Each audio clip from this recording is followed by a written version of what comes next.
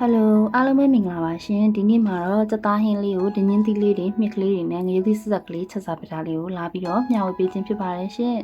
ခုလိုမျိုးပေါ်ဦးပေါ်ပြားရာသီစားလေးလည်းဖြစ်ပြီးတော့အကျော်တင်မှာဘာညာကြောက်တယ်ဆိုလို့ရှိရင်ဘယ်လိုမျိုးအစိတ်ထုတ်ပြီးချက်ပြသွားမလဲဆိုတာကိုအားလုံးပဲဗီဒီယိုလေးကိုအဆုံးထိလိုက်ပါကြည့်ရှုပေးကြပါအောင်ရှင်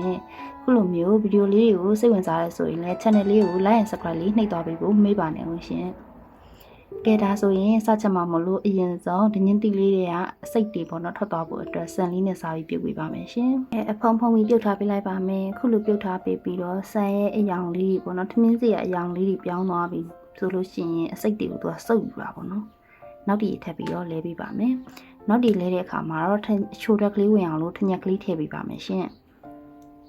ဒီလေးဆိုရင်တော့တွန်ပြီးတော့နောက်ထပ်အကြည့်တစ်ထပ်လောက်ထပ်ပြုတ်ပေးလိုက်ပါမယ်ရှင်ပြီးလို့ရှိရင်တော့ဒင်းချင်းတီလေးတွေကိုအဖော်ခွာပေးပါမယ်အခုလိုပြုတ်ပေးခြင်းအပြင်အထည်ထဲကအစိတ်တွေကိုကုံစင်တလောက်ပေါ့နော်ထုတ်လိုက်တယ်လို့ဖြစ်ပြီးတော့အကျော်တင်တာလည်းအများကြီးတက်တာပါတယ်အနံဆိုးထွားလည်းနည်းနည်းတော့တက်တာသွားပါတယ်ရှင်ပြီးတော့ရင်တော့ဟင်းနဲ့ထည့်ချက်ဖို့အတွက်မြစ်ကလေးကိုလည်းပြုတ်ပေးပါမယ်မြစ်မှာလည်းအဖန်တက်တွေအကျော်တင်တဲ့တက်တွေရှိရတဲ့အတွက်သူ့ကိုလည်း3ထပ်လောက်ပြုတ်ပေးလိုက်ပါမယ်မြက်ကလေးပြုတ်ထားတော့မှမြက်ကလေးကိုရေဆူအောင်ဆောင်ရင်းနဲ့ပေါ့နော်ဟင်းနဲ့ထည့်ချက်ဖို့အတွက်လိုအပ်တဲ့ငရုတ်သီးစက်သွန်အဖြူနီလေးတွေကိုလည်းအစင်သင်းလှီးထားပေးလိုက်ပါမယ်ရှင်အကုန်လုံးလှီးပြီးသွားတဲ့အချိန်မှာမြက်ကလေးလည်းဆူလာပါပြီဆူလာပြီဆိုရင်ဒီလိုရေးရဲရေတွေကိုတုံပစ်လိုက်ပြီးတော့နောက်တစ်ထပ်ထပ်ပြီးတော့ပြုတ်ပေးလိုက်ပါမယ်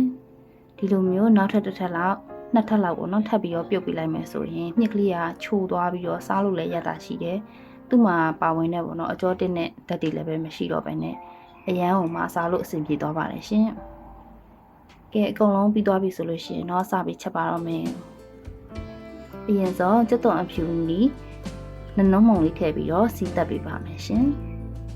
ပြီးရင်တော့အယောင်လှဖို့အတွက်ဟင်းချက်မုံလေးထည့်ပေးပါမယ်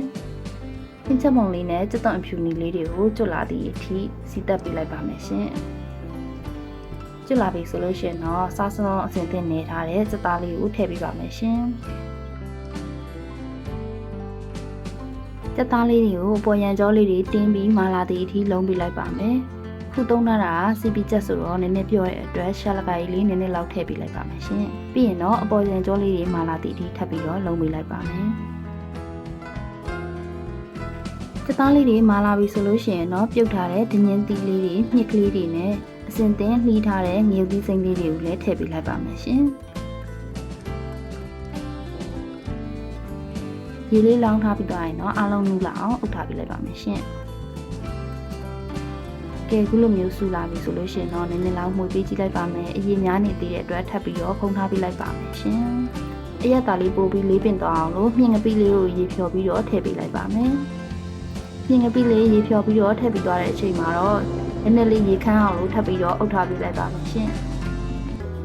ကဲခုဆိုလို့ရှိရင်တော့ကြက်သားဒင်းချင်းသီးမြစ်အဆက်ချက်ကလေးရပါပြီရှင်စားလဲစားကျင်တယ်ကြောတင်မှလည်းကြောက်တယ်ဆိုရင်တော့ဒင်းချင်းသီးလေးတွေမြစ်ကလေးတွေကိုအခုလိုမျိုးလေးလှုပ်စားကြည့်ကြပါရှင်ဒါပေမဲ့ဒင်းချင်းသီးကဘေးဥပတ်အရန်များပြီးတော့သူ့ကိုအစိတ်သီးလိုတောင်တင်စားတာမို့လို့အရန်ရောမတိုက်တွန်းပါဘူးမဖြစ်မနေစားကျင်တယ်ဆိုမှဒါအခုလိုလေးလှုပ်စားကြည့်ပါအားလုံးပဲဗီဒီယိုလေးကိုအဆုံးထိကြည့်ပြီးတဲ့အတွက်ကျေးဇူးအများကြီးတင်ပါတယ်နောက်တင်မဲ့ဗီဒီယိုလေးတွေမှာလည်းအများကြီးကြည့်ရှုအားပေးကြပါအောင်ရှင်နောက်ဗီဒီယိုလေးတွေမှာပြန်တွေ့ကြပါမယ်တတ